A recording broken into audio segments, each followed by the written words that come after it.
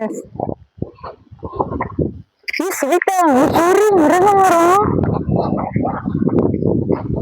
முருங்கை ஃப்ரெண்ட்ஸ், இப்போ பார்த்தீங்கன்னா நம்ம முருங்கை தோட்டத்துக்கு போகிறோம்.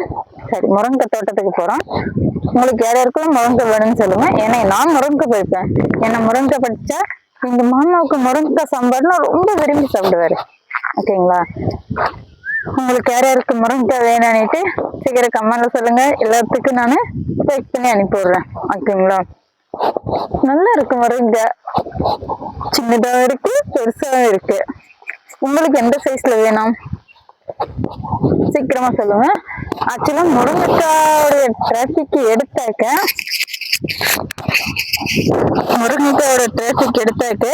உங்களுக்கு மைண்ட்ல என்ன வரும்னு தெரியும்.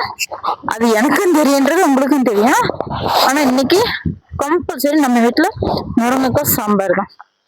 நான் உள்ள தோட்டத்துக்குள்ள போறேன்.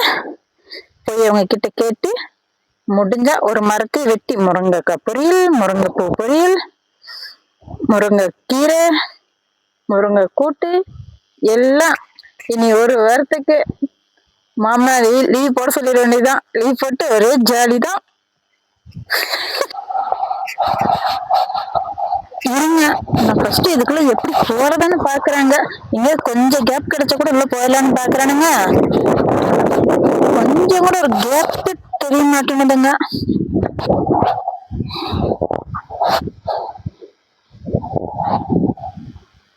காய் பறிக்கணும்.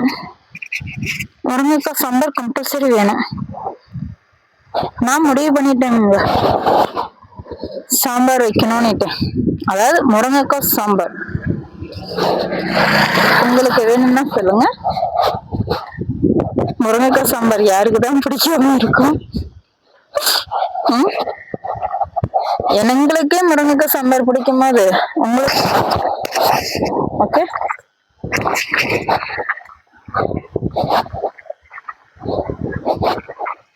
சேரி கட்டுறதுல பெரிய ரிஸ்க் தான் ஃப்ரெண்ட்ஸ்.